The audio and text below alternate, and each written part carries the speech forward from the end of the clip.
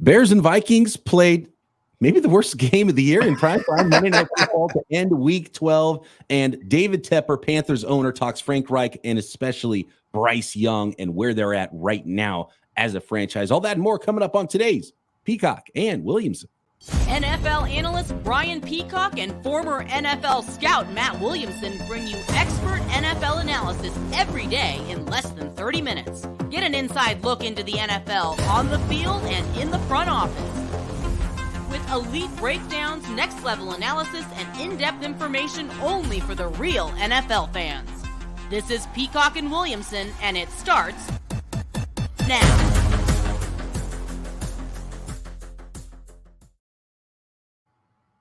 Welcome to the Peacock and Williamson NFL Show. Brian Peacock alongside Matt Williamson, as always, at BD Peacock, at Williamson NFL. Thanks, everybody, for making us your first listen here on the Locked On Podcast Network, your team every day. Appreciate all the everydayers out there subscribed on YouTube and everywhere you get your podcast. Today's episode of Peacock and Williamson is brought to you by Gametime. Download the Gametime app, create an account, and use code LOCKEDONNFL for $20 off your first purchase. Last-minute tickets, lowest price, guaranteed. We got to start with Monday Night Football, Matt. And that was the Chicago Bears and the Minnesota Vikings. And by God, they did score a touchdown in that game, and it took a little while. And I don't even know what to say about those two teams. The game that was played, was it decent defense? Was it abysmal offense from both of those teams? Turns out they're pretty evenly matched. Turnovers gave each team multiple shots to win the game. And in the end, it was the Chicago Bears 12-10 victory over the Minnesota Vikings on Monday Night Football. Vikes fall to 6-6 on the year, and the Chicago Bears improve to 4-8 on the 2023 season. It wasn't the easiest watch. I mean, it certainly was not a clean offensive game. I do think both these defenses deserve some credit. I don't know if I'm nuts, but I'm starting to have some optimism around the Bears organization. I think the Dobbs story has kind of crashed and burned, which I hate to say because I'm rooting for him, but there's a reason you get traded 100 times in a year. If you were as good as everyone thought, they would keep you. But you mentioned it. I mean, the Vikings turned the ball over 4 times, often on Josh Dobbs' responsibilities, and the Bears could do nothing with it. And then they had 2 really bad turnovers late in the game, both by Fields. And they ended up possessing the ball for over almost 36 minutes and got the win, but it wasn't particularly pretty. But maybe I'm an optimist with this Bears team. Not that we should be, but I think that there's some good things here. I don't know where this leaves the Vikings. I'm certainly concerned about their quarterback situation. Is Justin Jefferson ever going to come back? Are the Vikings a playoff team? I think there's a lot of questions. There's a ton of questions. And, yeah. I mean, the Vikings, if they sneak into the playoffs in the NFC, which is possible, they're going to be one and done. This is not a team that's going to and I want to talk about that a little bit later, but which teams can win the Super Bowl. The Minnesota Vikings aren't on that list. They might be on that list with Kirk Cousins, and I think it would be just barely. Mm-hmm. They're for sure not on that list with Joshua Dobbs, but it's amazing that Joshua Dobbs threw 4 interceptions, and then late in the game twice, Justin Fields fumbled it right back because the Bears offense is so bad. There was nothing else. It's like Justin Fields either throwing a screen pass to receivers that aren't good at running after the cat. Like, there's no offense. They didn't try to run the ball with their running backs. It's all Justin Fields centric. Go be a hero. Finally, they threw a ball down the field. It'd be a beautiful throw to put him in field goal range. That sort of in dig route or deep kind of cross and sit down, whatever. I think it was a dig route that the DJ Moore ran. DJ Moore had 11 for 114. Is the only weapon on the offensive side of the ball for the Chicago Bears besides Justin Fields, just kind of running around himself. I mean, you got to have a better game plan if you're the Bears. It was just all bad and a painful watch because of what was happening with both of the offenses in this game. And I do think that the Bears are getting better. They've added Montez Sweat's a good player. They are getting better in some regards. The Minnesota Vikings are just kind of the team that we thought they were. And, they're bringing blitzes like crazy most of the game, and then started kind of playing soft and putting guys in coverage very late in the game to prevent the big play potentially from the Bears. It was an ugly game. It was 2 bad teams, 2 especially bad offenses. And I came away thinking, man, there's just a lot of questions with both of these teams. For the Bears, I think you're right to kind of say, look, this was because even after they drafted Fields, the second, because this is year 3 of the Fields project. The second year of the Fields project, they had less talent than even year 1. So the rebuild kind of began year 2. So there's still really a year and a half into the rebuild, and there's just not enough around Fields to make a full determination. But he's not, showing so much that you could pass on Caleb Williams in the draft either, and so but they're showing signs that again, and it takes some time with the rebuild. It might take 2 or 3 years. There's still realistically of the complete rebuild that was torn down with that team and the new regime. There's still only a little over a year and a half into that rebuild. So next year was the year that they were supposed to actually be kind of good, and they showed enough signs last year to make you think it was going to be this year. But when you saw the talent on the team this year, you realize, okay, they're still only in year 2 of a rebuild. They're just not good enough, especially on offense. But I have my doubts that the right people are in place anyway, and that's beyond Justin Fields. I'm not sure if the coaching staff is the right group, especially the way the offense is being coached, because how many bad wide receiver screens can you keep throwing? Like the average depth of target for Justin Fields is like 1.4 yards or something like that at one point in the game. Like, with how good he is as a downfield thrower and a runner, and I know a lot of it is trying to get the ball out of his hands quick because they were going to bring the blitz. It's just, I don't know. It is all bad on both sides. I hate both these teams, and I don't ever want to watch them again. It was rough. That's pretty harsh, but I feel your pain. I was actually writing an article during the first half, so I wasn't glued to every snap and enduring it. Like my son comes down from his room. He's like, "This is the worst game I've ever seen." I'm like, "Yeah, it's pretty bad." The Vikings are trending the wrong direction. They've lost 2 in a row, but I do think it's really interesting to talk Bears. Like first step is this the front office coaching staff we want to take the next step with? And maybe it's just replacing my buddy Luke Getsy. I mean, who knows? And then you look at Fields, as you mentioned, and I definitely think you could get something for him. I mean, I would be tempted, we're going to talk Panthers later, you have the Panthers pick, I'd be tempted or consider, I'm not saying it's the right choice, take Marvin Harrison Jr., and maybe this offense really takes a step forward. But the glitch, obviously, is Fields is so far into his rookie deal now, I can't pay him starter money now, knowing what I know about him, unless he's much better the rest of the year.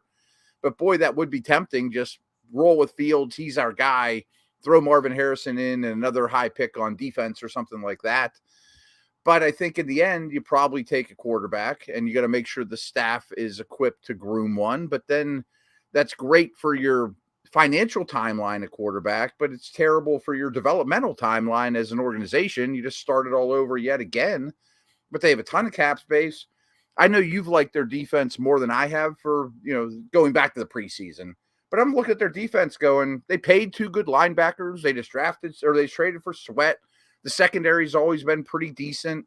Maybe you throw a defensive tackle in free agency in the mix and draft an edge or something like that. And I can see the structure of this team being going the right direction at least. And hey, there's probably 10 teams out there that would take Fields off your hands too. I struggle with what the Fields value will be in the offseason. I think it'll end up being around a 3rd round pick. If I had to guess, pick. That's what I was thinking too. Pick 70, a high 3rd. A late 3rd might not get it done. I don't know if anybody's willing to throw a 2nd in there for Fields. But I have more confidence in Fields than I do about the coaching staff, to be honest with you. Yeah. I think Eberflus is a fine defensive coordinator, but you have a head coach who's a defensive coordinator. So I think there's a lack of vision in the whole team. Mm-hmm. I don't like the way the offense is being coached. You might have an offensive coordinator that's a quarterback coach and a head coach that's a defensive coordinator. Yeah. So like if you could if you could keep what you wanted, and this doesn't happen, but if you could just make Eberflus the defensive coordinator, have a different head coach, offensive coordinator situation, I'd feel a lot better about it. But that's not how it works. It so doesn't work out, yeah. New regime at the top means probably new quarterback. Ryan Poles is probably safe. Does Poles have an opportunity to get a new coach? But he's the one that brought in Eberflus anyway. So do they have a tight connection? Do they think they're close? A lot of questions there. I still think it's going to be, especially if the Panthers pick, which is which the Chicago Bears own because of the trade in the last draft. If they're at 1, they're going quarterback. And I think so too. You just can't not. Fields has not shown enough to pass on someone who's got a higher grade than Fields had coming out. Even if you like him a little bit, you get whatever pick you can out of Fields, and you move along. And you know that the defense is at least starting to take some shape, and you might not be that far away if you hit that star quarterback. But you got to make a change to the offense, no matter who the quarterback is, in my opinion. So I'm far from a draft expert at this stage of, late November. I mean, I'm casually reading and watching on Saturdays, and I know the names, et cetera, but I'll dig into it, of course, after the season.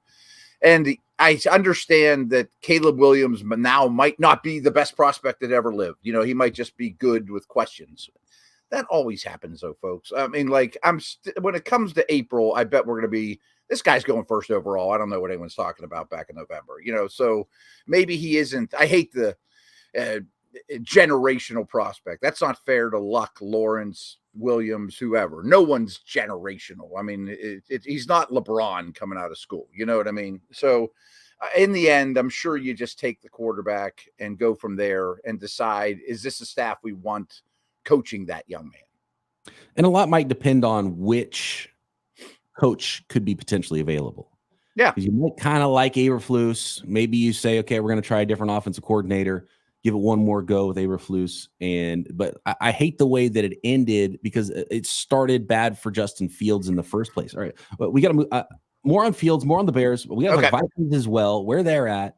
Joshua Dobbs and Panthers owner David Tepper with some interesting comments about kind of doubling down on some things we heard earlier on in the last couple of weeks about his quarterback in Bryce Young. Next. Today's episode of Peacock and Williamson is brought to you by Gametime. Download the Gametime app and get $20 off your first purchase with promo code LOCKEDONNFL. More on that in a moment. But when you're buying tickets to the next big event, you should be excited about it. It shouldn't be a hassle. It shouldn't be hit with hidden fees that kind of bring you down and difficulty knowing what your tickets you're going to get and knowing you're getting a good price on those tickets. So that's where Gametime comes in. Gametime is the fast and easy way to buy tickets for all the sports, music, comedy, theater events near you with killer last-minute deals, all-in prices, views from your seat, and the best price guarantee. Gametime takes the guesswork out of buying tickets. It's especially great for buying those last-minute sporting event tickets, right? You want to go see the ball game? Right? Let's get on Gametime and find tickets right before the game starts or even up to an hour after the event starts, a concert, whatever it is in your area. Deals right up to the start of the event, a little bit after the event even, so get great deals on last-minute seats with Gametime. You see the view from your seats, you know exactly what to expect, and you don't get hit with those hidden fees. Take the guesswork out of buying tickets with Gametime. Download the Gametime app, create an account, and use code LOCKEDONNFL for $20 off your first purchase. Terms apply. Again, create an account and redeem code LOCKEDONNFL for $20 off. Download Gametime today. Last-minute tickets, lowest price guaranteed.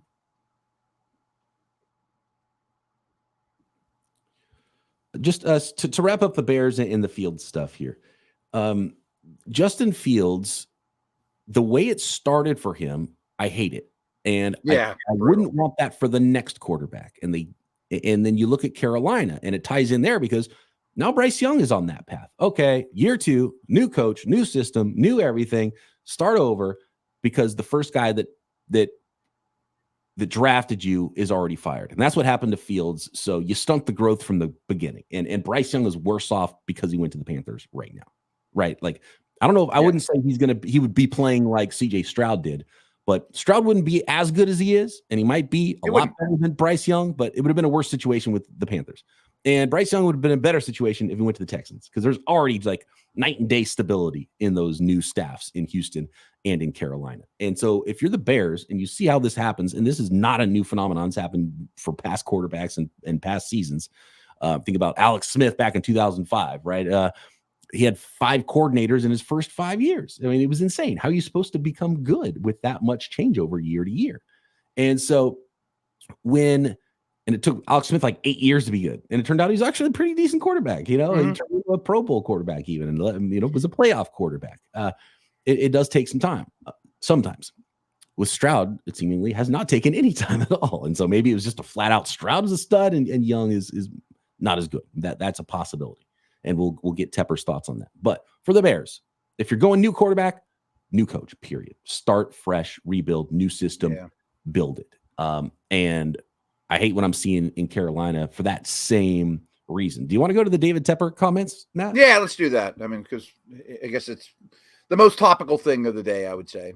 Yes, and we did mention it earlier on. I think it was yesterday when we got the news about Frank Reich being fired, and Panthers owner David Tepper kind of was standing on the side of a press conference recently, and he we'll bring it up on the screen here if you're watching this on YouTube or on the Locked On Sports Today 24/7 feed. And of course, you'll hear the audio on the audio podcast. So this is Panthers owner David Tepper reiterating some of the things that happened on draft day that led to the pick of Bryce Young. Now, it's been reported, and we talked about it. Originally, we were going to go to the number 2 pick, and we thought we would get CJ because we thought the Texans were going to pick Bryce. And listen, we preferred Bryce. He was our number 1 pick. We had a lot of conviction. But in answer to your questions, it's just not the way the process was done. The process was done the way the process was done.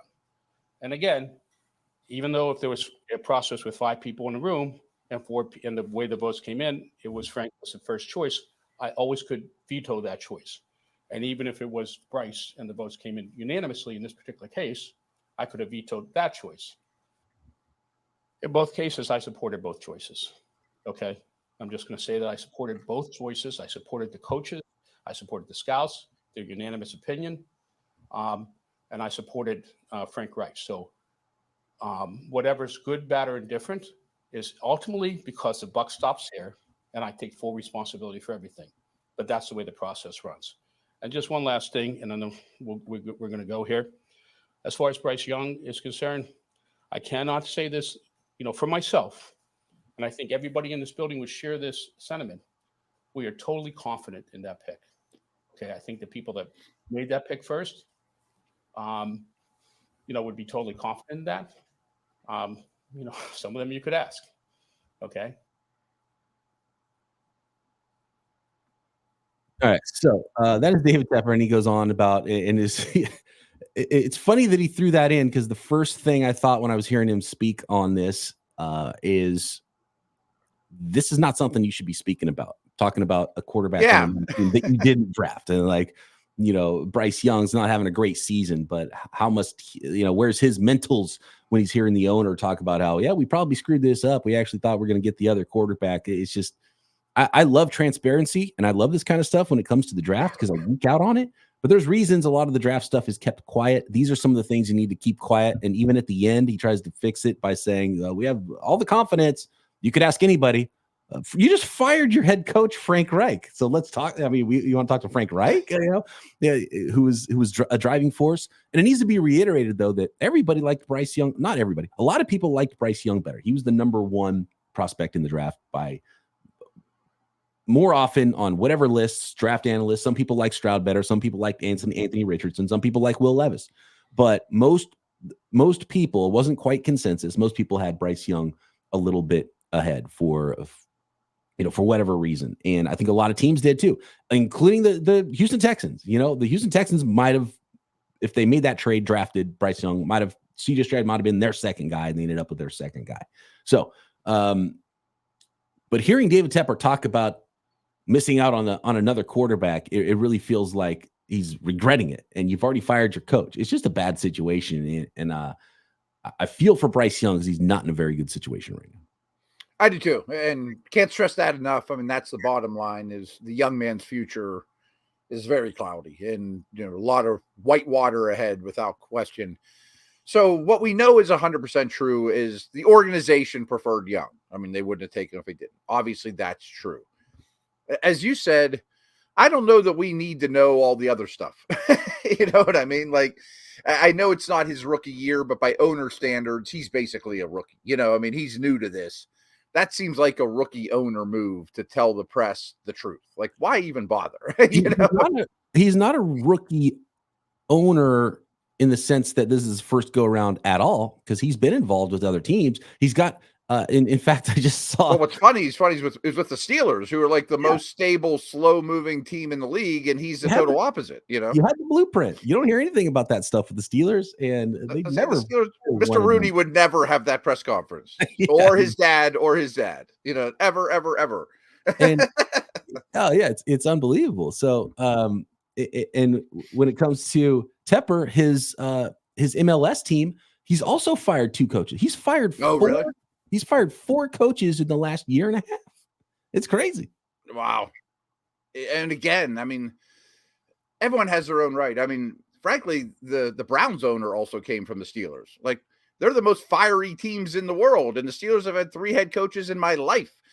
You know, so like, I'm not saying that they're right or wrong, but you didn't take the blueprint that you were a part of and made it your own, obviously, you know. And part of being, you know, maybe making a rookie mistake here, the Texans might have just been fishing and realized, oh, cool, we don't have to worry because we know we're drafting 2 and we know we're going to get a quarterback at 2, but they were probably factoring in the Will Anderson thing too, because they would have been 1 and 2 if they made the trade and ended up or they would have been, no, they would have still been 1 and 12 because they would have gone to 1. Then Panthers would have been 2, but they might have gotten enough intel from the Panthers to know that they could pull off the Will Anderson, CJ Stroud thing, and thought, well, that's better anyway than doing what we were than going up to 1 and trading stuff, because then we get 1 player. Now we can get 2 players, and it's close enough between Stroud and Young, and maybe Houston likes Stroud more. Maybe they found out through that process that they were going to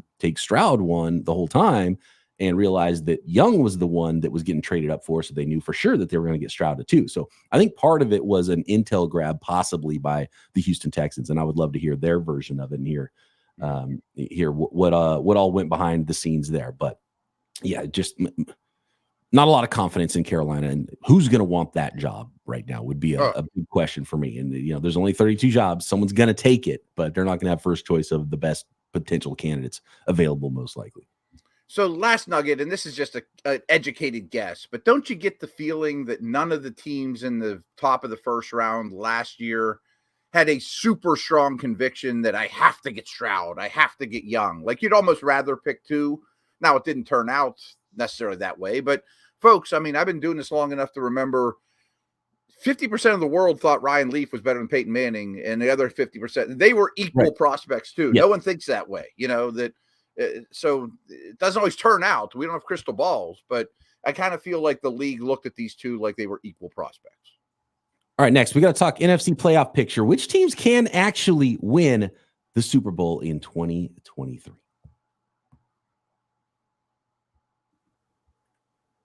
Today's episode is brought to you by FanDuel, America's #1 sports book. As the weather gets colder, NFL offers stay hot on FanDuel. And right now, new customers can get $150 in bonus bets with any winning $5 money line bet. That's $150 if your team wins, and you can utilize that $150 on extra bets on spreads, player props, over-unders on the NFL. Build your own parlays. I love doing the parlays on FanDuel, not just NFL football, NBA, NHL, whatever sport you are into and you want some action on, you can find it at FanDuel. So if you've been thinking about joining FanDuel, there's no better time to get in on that action than right now and get yourself some bonus bets as well. All you got to do, visit FanDuel.com/lockedon. That is FanDuel.com/lockedon. FanDuel, official partner of the NFL.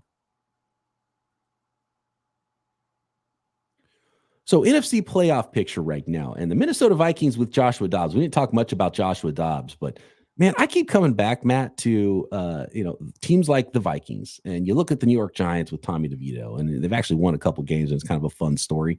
I don't think anybody was going to save their season necessarily at quarterback, but then you look at you just saw the Steelers play the Bengals and what they've got going on at quarterback right now, and like how fun would it be to have someone like Trey Lance in Minnesota that could potentially playing for them right now instead of Joshua, like some kind of hope, some kind of interesting player.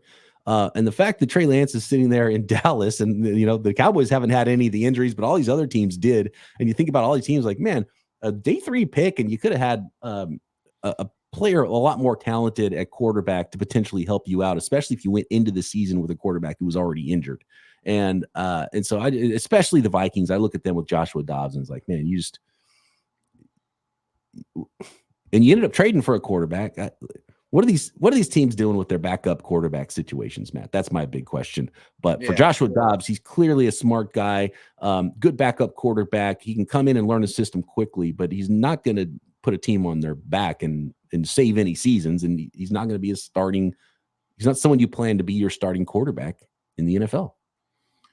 Yeah, I mean, in a way, they're fortunate to luck into Dobbs because he did some good things originally, and he's a placeholder. I mean, he has obviously is like the ultimate placeholder. I mean, for like a month, and then he goes to Cleveland, then he goes to Arizona.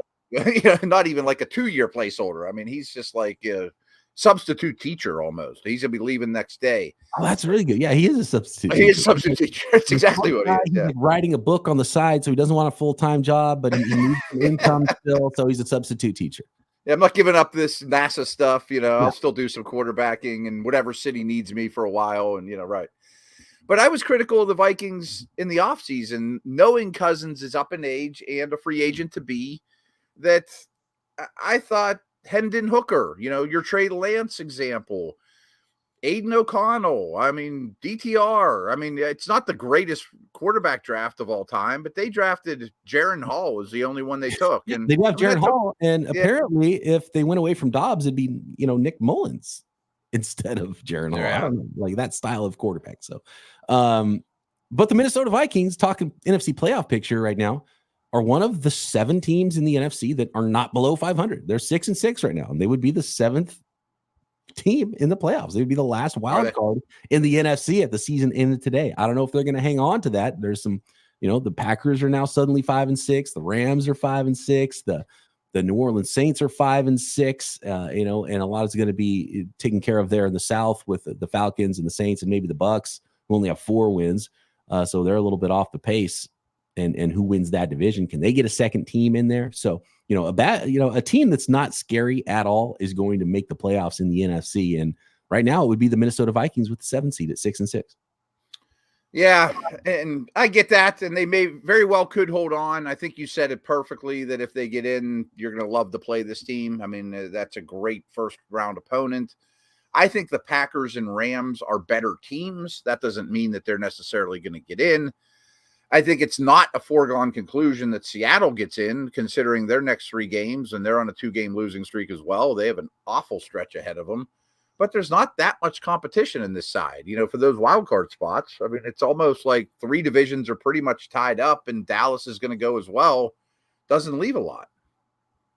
And it feels like Seattle's pretty locked into, I guess, Seattle and Dallas, so if 2 of those wild card spots, you're really just talking about one team, hold your head above water, finish the season at 1 game above 500, and you are in the playoffs. Like, you don't have to win 10 games, and you can be in the playoffs in the NFC, and you can get that last wild card spot. And it might be the Minnesota Vikings. We'll see, but it's going to be a roller coaster ride, I think. Even if you get, even when you get Justin Jefferson back, it's going to be that. And, they're losing. Last year, they were ridiculously good in winning those 1-score games, and they're losing a lot of those games this year. Yeah. And I do think the Vikings get in, but 3 weeks from now, after going to Dallas, to San Fran, and hosting the Eagles, they might have 8 losses after week 15 with only 3 to play. Right. And they've got another one coming up against the Packers. And I believe the Vikings have a bye. So the Packers, if they win, are going to be tied with the Vikings. Yeah. And I think they're better than Minnesota. Yeah. So it's not a done deal yet. So we'll see what that ends up looking like there.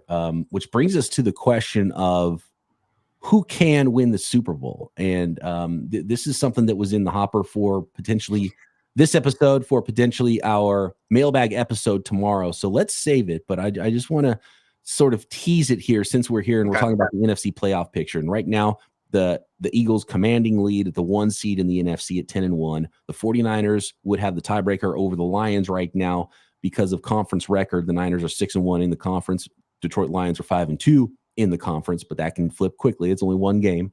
And those teams are both 8-3. So, Niners, Lions, Eagles, they're locked in. Those are going to be playoff teams. The Dallas Cowboys at 8-4. Yeah. They would be the 5 seed right now, but at 8-3, they're locked into a playoff spot. Very likely the Seahawks are probably going to be one of those teams unless they screw up big time because they got a couple game lead here for one of those wild card spots. And then whoever wins the South, Falcons right now have the tiebreaker over the Saints, and we'll see what happens there. So one really big spot up for grabs, which would go to the Minnesota Vikings. But which of those teams, and I'm going to let you stew on this for 24 hours, Matt, and the listeners as well. Let us know what you guys think here and get your mailbag questions in for tomorrow's episode of Peacock and Williamson at BD Peacock, at Williamson NFL on Twitter, or drop a question in the YouTube comments.